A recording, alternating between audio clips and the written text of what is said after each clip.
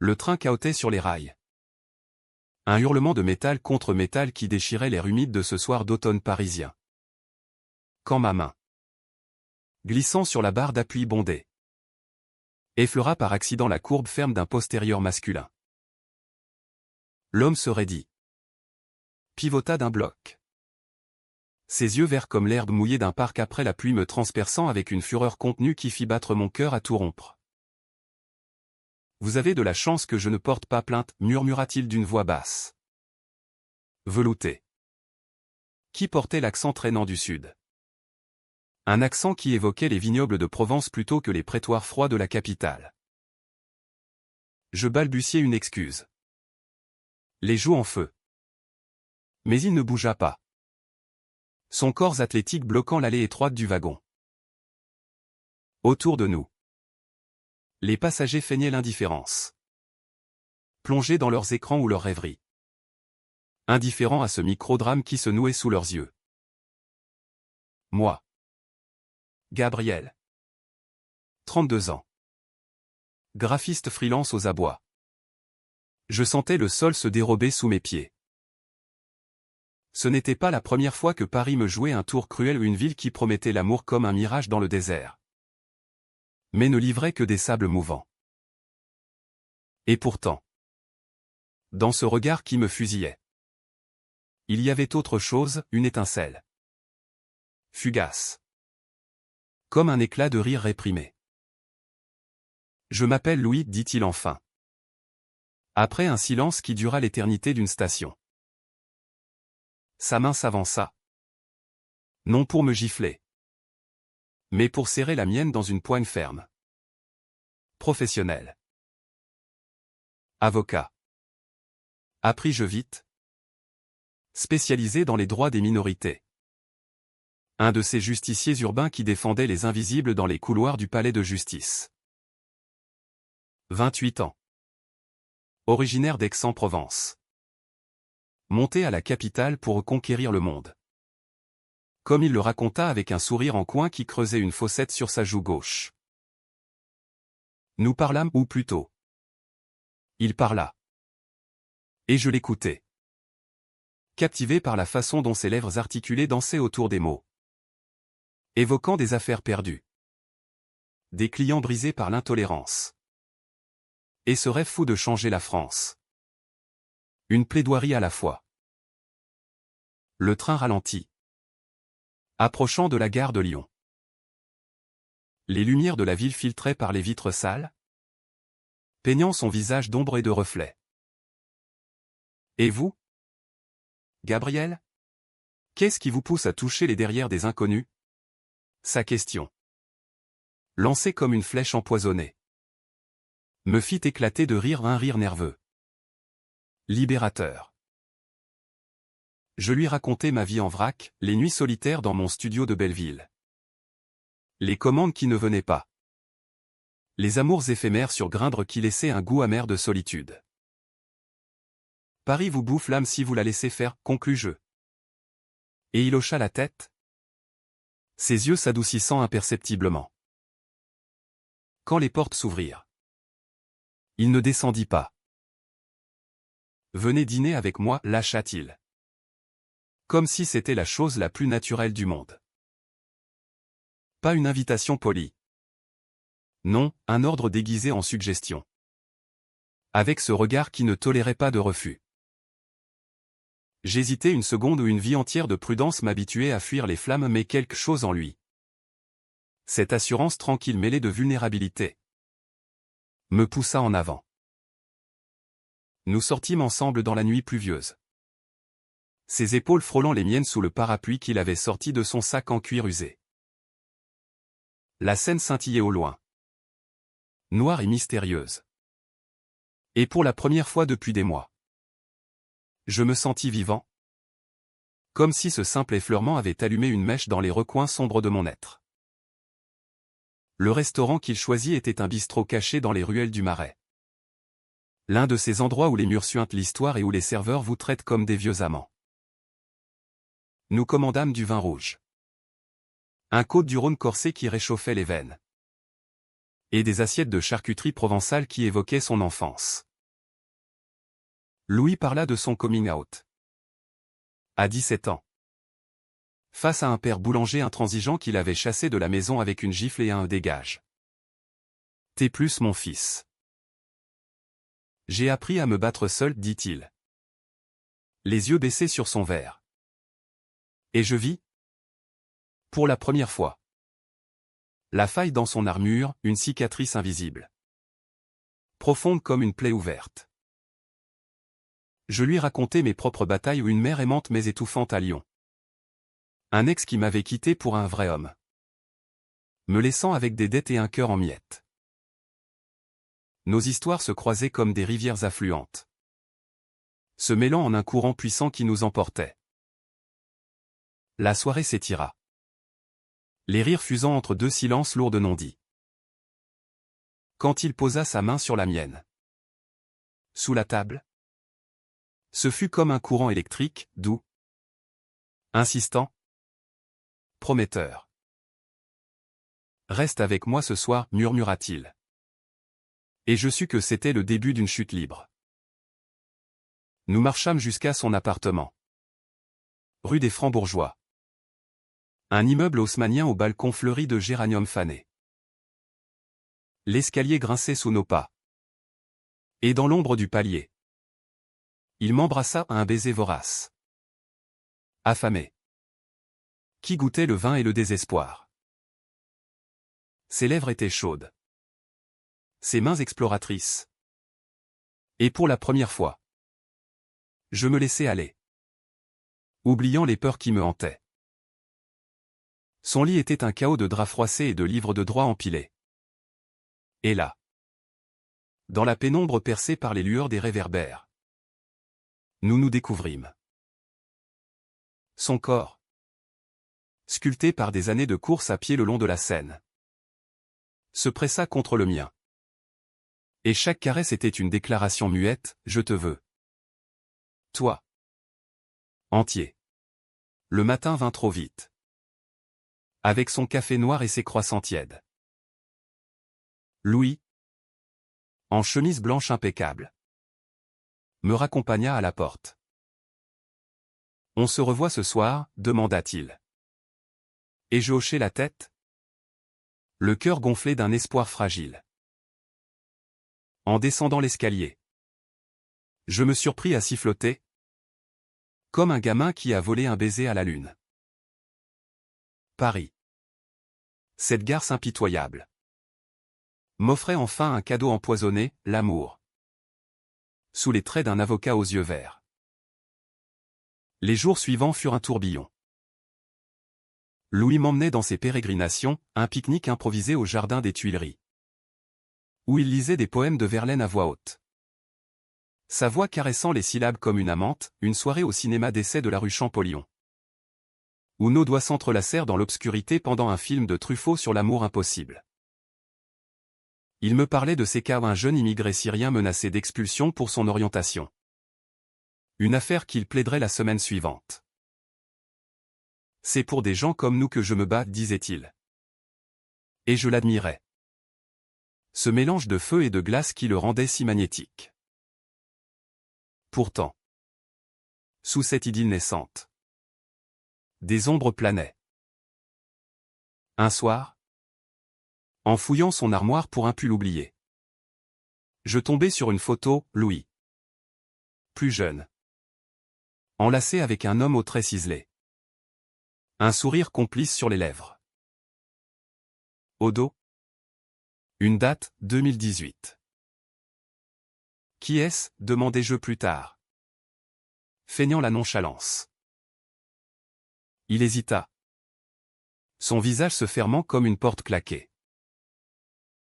Un ex. C'est du passé.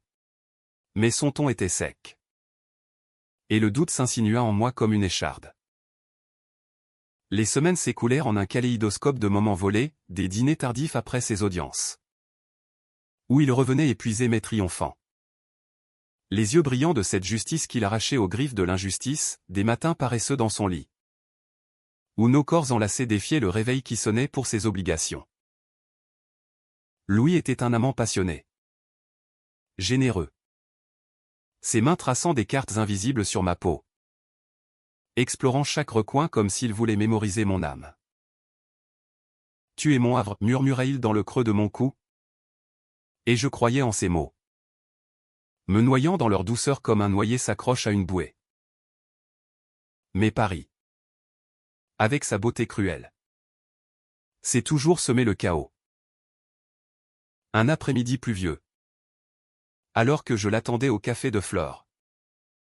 Mon téléphone vibra, un message anonyme.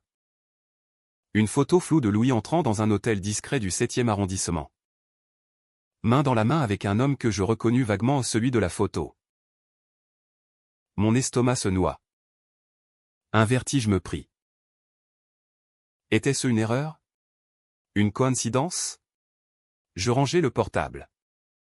Chassant les ombres. Mais elle s'accrochait. Tenace. Ce soir-là. Au lit. Je ne pus me taire. Qui est Marc? Lâché-je. La voix tremblante. Louis se figea. Son dos se raidissant contre moi. Comment tu sais pour Marc? Sa question était un coup près. Je lui montrai le message. Et son visage pâlit. Puis rougit de colère. C'est rien. Un collègue. On discute d'un dossier. Mais ses yeux fuyaient les miens. Et le mensonge flottait entre nous comme un brouillard toxique. Nous nous disputâmes pour la première fois des mots aiguisés comme des lames. Des accusations qui ricochaient sur les murs de l'appartement.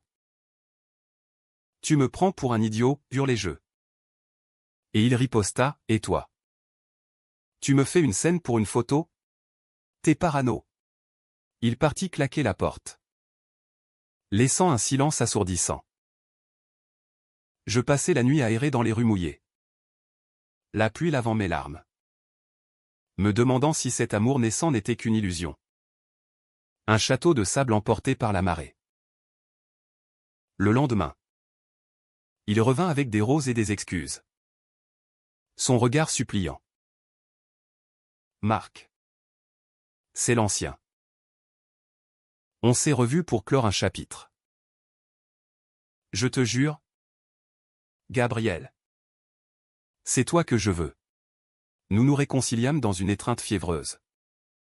Nos corps se cherchant comme pour effacer les doutes. Mais la graine de la méfiance était plantée, et elle germait en silence. Bientôt. Son travail l'absorba tout entier. L'affaire du jeune Syrien, appelons-le Amir, prit des proportions nationales, des manifestations devant le tribunal. Des articles dans Le Monde. Des micros tendus sous son nez. Louis plaidait avec une ferveur qui le consumait. Rentrant à des heures impossibles.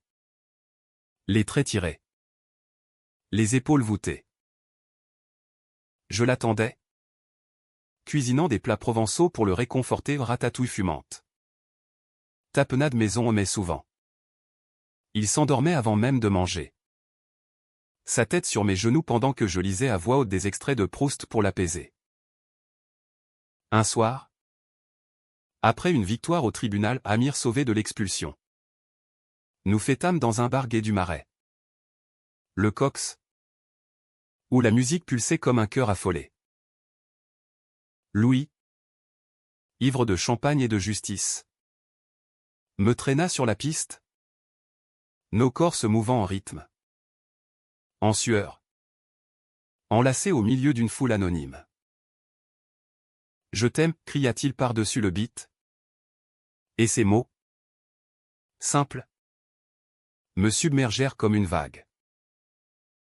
Pour la première fois. Je l'ai dit en retour, je t'aime. Louis. Le monde s'effaça, il n'y avait plus que nous. Dans cette bulle de lumière stroboscopique. Pourtant. Le lendemain apporta l'orage. Un appel anonyme. Encore, demande à ton avocat ce qu'il cache avec Marc. Mon sang se glaça. Je confrontai Louis. Cette fois avec une rage froide. Il n'y a Jura sur sa vie. Mais je vis la panique dans ses yeux. Fou de jalousie. Je fouillais son téléphone pendant qu'il dormait, un geste que je regrette encore aujourd'hui. Les messages étaient là. Innocents en surface, des rendez-vous professionnels. Des dîners ou pour discuter du passé. Mais un. Daté de la veille, revient ce soir. J'ai besoin de toi. Signé Marc. La dispute fut cataclysmique. Traître, hurlai-je. Les larmes coulant. Louis. Blême. Avoua enfin, Marc est mon ex-fiancé. Il est revenu. Il veut qu'on essaie à nouveau. Mais je l'ai repoussé. C'est toi. Gabriel. Ces mots sonnaient vrais. Mais le mal était fait. La confiance brisée. Je partis, claquant la porte sur 2 mois d'amour intense. Les jours suivants furent un enfer, nuit blanche à Belleville. Commandes annulées par manque de concentration. Un vide béant au creux de la poitrine. Louis marcelait de messages, des poèmes. Des promesses. Des fleurs livrées à mon studio. Laisse-moi te prouver que c'est réel. Je résistais, mais la solitude me rongeait. Un soir, acculé par le désespoir, je cédai. Nous nous vîmes au pont des Arts. Là où les cadenas d'amoureux rouillés pendaient comme des regrets. Il pleuvait. Une pluie fine qui nous collait la peau. Je ne peux pas vivre sans toi, dit-il.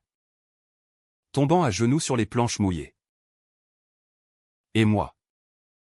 Faible. Je le relevai.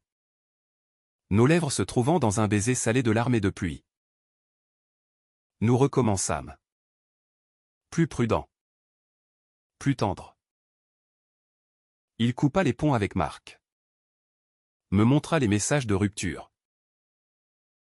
L'affaire d'Amir culminait. Et je l'accompagnai au tribunal. Serrant sa main dans la salle comble. Sa plaidoirie fut un chef-d'œuvre, voix assurée. Arguments ciselés comme des diamants. Un appel à l'humanité qui fit pleurer les jurés. Victoire. Ce soir-là, nous fîmes l'amour avec une douceur nouvelle. Comme si chaque caresse scellait un pacte inviolable. Mais le destin, ce farceur cruel, avait d'autres plans. Une semaine plus tard, un scandale éclata, des fuites dans l'affaire Amir. Accusant Louis de collusion avec des ONGs douteuses. Les médias s'acharnèrent. Le traitant de jeune loup ambitieux prêt à tout. Il rentra effondré. Le visage ravagé. C'est Marc, murmura-t-il. Il s'est vengé. La révélation frappa comme un coup de tonnerre. Marc. Ce fantôme du passé avait ourdi sa toile de vengeance, des documents falsifiés. Des témoignages achetés. Tout pour salir Louis et le faire tomber. Il me haïssait de l'avoir quitté pour toi, expliqua Louis. La voix brisée. Assis sur le bord du lit. Les épaules secouées de sanglots. Moi. Pétrifié. Je le pris dans mes bras. Sentant son corps trembler contre le mien. On va s'en sortir, promis-je. Mais au fond de moi, la peur rampait. Un serpent froid qui s'enroulait autour de mon cœur. Les jours suivants furent un cauchemar bureaucratique. Audition au barreau. Articles assassins dans Libération, l'avocat des causes perdues, un opportuniste. Louis. Autrefois si fier. Se recroquevillait. Refusant les repas. Hanté par des insomnies où il revivait son enfance. Ce père qu'il avait renié pour ses penchants contre nature. Je devins son encre, je cuisinais. Je l'emmenais marcher le long de la Seine au crépuscule. où les lumières des bateaux-mouches dansaient comme des lucioles. Raconte-moi une histoire, supplia-il. Et je inventais des contes idiots de graphistes qui sauvent le monde avec des crayons magiques. Le faisant sourire malgré tout. Mais la trahison de Marc n'était que le début. Bientôt. Des rumeurs circulèrent, Louis aurait manipulé des preuves pour gagner l'affaire Amir. Le jeune Syrien, reconnaissant, témoigna en sa faveur. Mais les médias, avides de sang, creusaient plus profond. Un soir, alors que nous dînions dans un petit restaurant italien de la rue de Birague, un journaliste surgit. Micro en main, Monsieur Delorme. Des sources affirment que votre relation avec Gabriel est un alibi pour couvrir vos malversations. Le flash crépita. Et Louis blêmit, renversant son verre de Chianti rouge qui se répandit comme du sang sur la nappe blanche. Nous fûmes traînés dans la boue publique. Mon propre passé refit surface, un ex qui balançait des ragots sur mes fréquentations douteuses. Paris. Cette machine a broyé les âmes. Nous dévorait vivants. Louis s'enferma, refusant mes appels. Et quand je forçai la porte de son appartement, je le trouvai effondré sur le sol. Une bouteille de whisky à moitié vide à la main. Je suis un imposteur, murmura-t-il. Tout ce que je touche finit par pourrir. Ces mots me transpercèrent, je m'agenouillai, le berçant comme un enfant. Non. Mon amour. Tu es le plus pur des hommes que j'ai connus. La nuit, nous parlâmes jusqu'à l'aube. Il confessa ses doutes, la pression de sa famille provençale, qui l'appelait pour rentrer dans le rang, la peur d'aimer vraiment. Après Marc qu'il avait brisé en le quittant pour une femme, prétendant se corriger. Je t'aime tellement que ça me terrifie, avoua-t-il. Et je l'embrassai, scellant nos peurs dans un baiser profond, chargé de promesses. Nous décidâmes de contre-attaquer, je contactai un ami journaliste, un allié queer du Figaro, pour diffuser notre version. Ensemble, nous rédigeâmes une tribune L'amour sous les feux des projecteurs, quand la haine vise les cœurs qui fit sensation, humanisant notre combat. Pourtant, le climax arriva comme un raz-de-marée. Marc, acculé par les preuves que nous avions rassemblées, des mailles compromettant exhumées par un détective privé que j'avais engagé avec mes maigres économies, craqua lors d'une confrontation au tribunal. C'était pour te punir de m'avoir trahi, hurla-t-il, les yeux fous, face au juge impassible. La salle retint son souffle, Louis, debout à la barre. Ne dis rien, juste un regard de pitié infinie. Marc fut arrêté pour diffamation. Et l'absolution vint, le barreau blanchit Louis. L'affaire Amir devint un symbole de résilience LGBTQ+ en France. Soulagé, nous nous envolâmes pour un week-end à Aix-en-Provence, sa ville natale. Les champs de lavande ondulaient sous le Mistral. Et pour la première fois, il me présenta à sa mère une femme aux mains calleuses de lavandière, qui nous serra dans ses bras en murmurant « Mon fils a enfin trouvé son soleil ». Nous marchâmes dans les allées du cours Mirabeau, main dans la main, indifférents au regard curieux. Ce soir-là, sous un ciel étoilé, nous fîmes l'amour dans une chambre d'hôte aux murs ocre, nos corps fusionnant dans une danse lente, sacrée, où chaque gémissement était une prière de gratitude.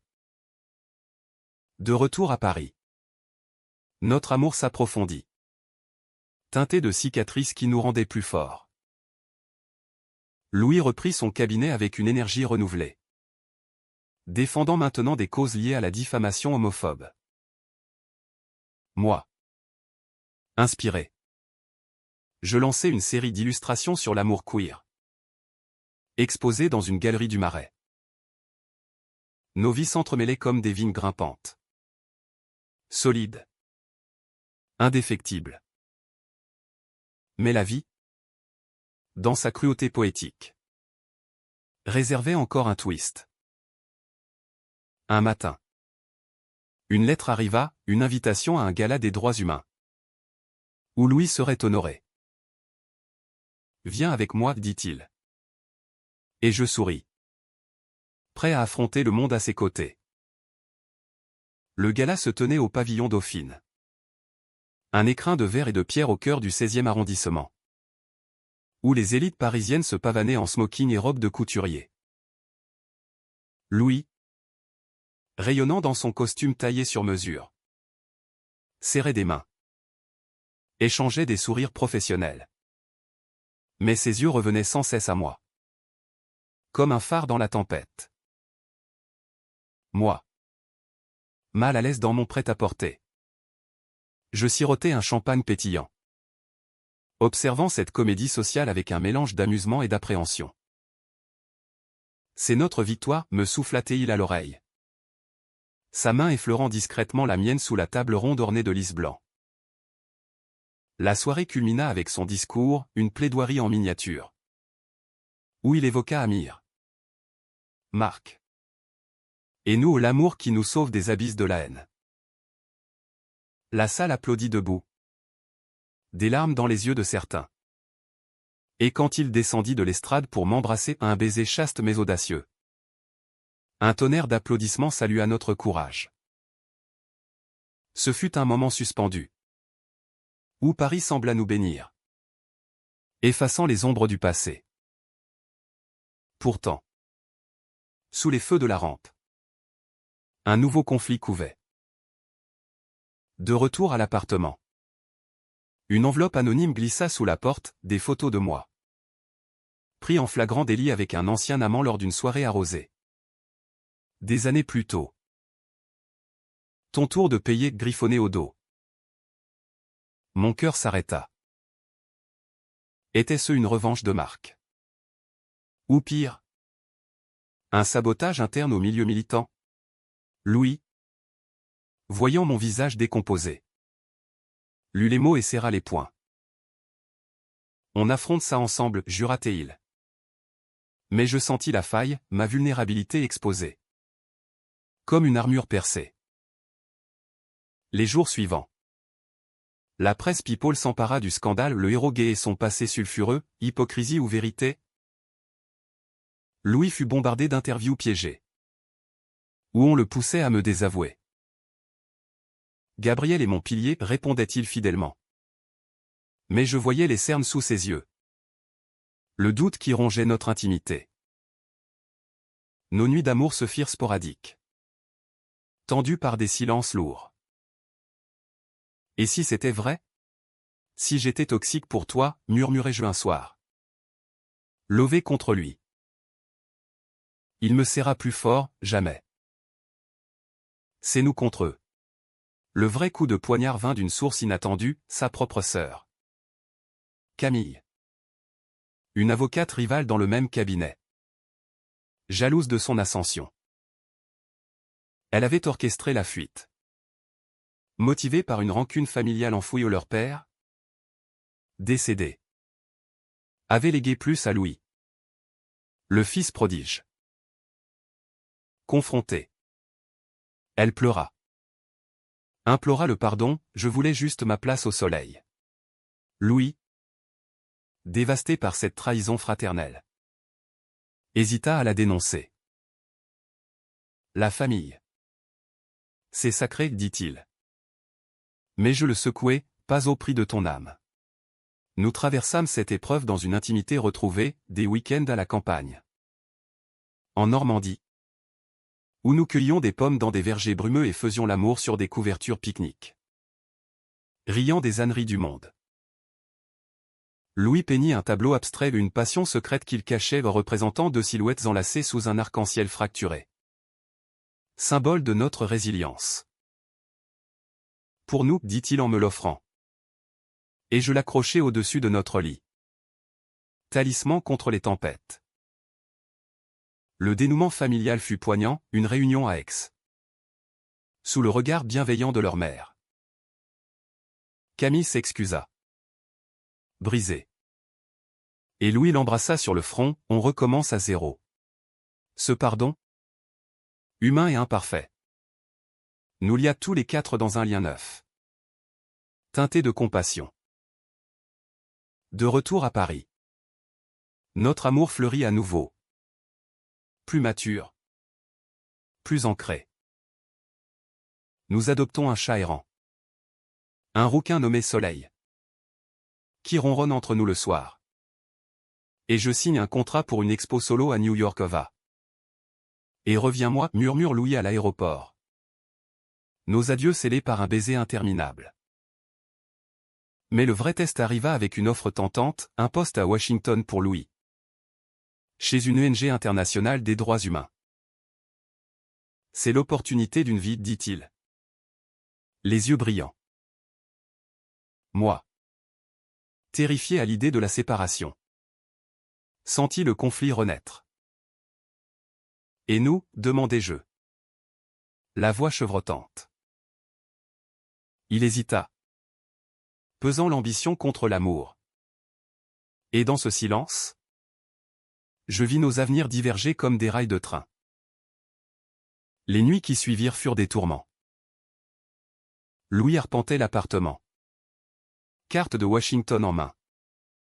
Évoquant les rues larges de la capitale américaine. Les combats mondiaux qu'il pourrait mener. Imagine, changer le monde ensemble, plaidait-il. Mais ces mots sonnaient creux à mes oreilles. Moi. Enraciné à Paris comme un arbre au bord de la Seine. Je voyais notre histoire se fissurer, les fuseaux horaires qui nous sépareraient. Les appels froids à minuit. L'usure lente de la distance. Et si on se perd, osais-je enfin. Lors d'une promenade sous la pluie au jardin du Luxembourg, où les statues de reines oubliées nous regardaient avec compassion. Il s'arrêta net. La capuche de son ciré dégoulinant.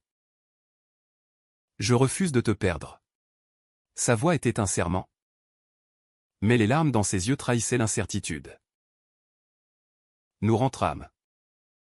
Trempés. Et cette nuit-là, notre étreinte fut un adieu anticipé, lente. Désespéré. Nos corps se mémorisant l'un l'autre comme pour défier le temps. Au matin, il annonça sa décision, je reste. Pour nous. Un refus catégorique de l'offre. Une lettre polie mais ferme, mon combat commence ici. Avec l'homme que j'aime. Ce choix fut notre chaos émotionnel. Un sacrifice qui scella notre destin. Paris. Témoin indifférent. Nous enveloppa de sa magie, un Noël sous les guirlandes des Champs-Élysées. Où nous échangeâmes des vœux chuchotés près d'un sapin illuminé, un printemps où nous louâmes un vélo-taxi pour longer la Marne. Riant comme des fous sous un ciel azur. Louis lança un podcast sur les droits queer. Où je dessinais les pochettes, ensemble. Nous aidâmes Amir à s'intégrer. Devenant ses parrains dans cette France adoptive. Pourtant, l'harmonie n'effaça pas les cicatrices. Des rechutes de doute nous assaillaient, une nuit. Après un cauchemar où il me quittait. Je le réveillai en pleurs. Promets-moi qu'on survivra, suppliai-je. Il le promit. Tatouant nos initiales entrelacées sur son poignet, un acte impulsif. Éternel. Marc. Libéré sous caution. Nous envoya une lettre d'excuse, j'ai été un monstre. Soyez heureux. Louis la brûla dans l'évier. Mais ce geste libérateur nous permit de tourner la page. L'été venu, nous partîmes en Provence. Revisitant Aix avec des yeux neufs. Sa mère nous prépara un festin d'aïoli et de bouillabaisse. Et sous les étoiles du Luberon, Louis me demanda en mariage pas avec un genou à terre et une bague tape à accent grave-l'œil. Mais avec une alliance en argent martelé. Forgée par un artisan local. Épouse-moi. Gabriel. Pas pour la loi. Mais pour l'âme. Les larmes coulèrent. Et je dis oui. Scellant notre union dans un baiser sous la voûte céleste. Où les cigales chantaient notre hymne. Le mariage fut intime, une cérémonie civile aux mairies du Marais. Entouré d'amis queer et d'amirs. Qui lut un poème sur l'exil et l'amour trouvé. Pas de gâteau à étage. Mais un pique-nique au bord de la Seine. Avec du vin rosé et des rires qui effaçaient les peines passées. Ce soir-là. Dans notre appartement devenu chez nous. Nous dansâmes nus sur du jazz de Sidney Bechet. Nos ombres projetées sur les murs comme des fantômes apaisés. Des années plus tard. Regardant en arrière. Je me dis que cet effleurement accidentel dans le train fut un destin bienveillant. Louis, mon avocat du cœur, m'apprit la justice de l'amour, moi. Son graphiste errant. Lui rappeler la beauté des couleurs vives. Notre histoire. Tissée de drame et de tendresse. Devint un témoignage, dans une France encore frileuse. Deux hommes osèrent aimer sans phare. Prouvant que l'humanité triomphe toujours. Et si la vie nous réserva d'autres orages? Nous les affronterions. Main dans la main. Car l'amour. Vrai. Est le plus grand plaidoyer qui soit.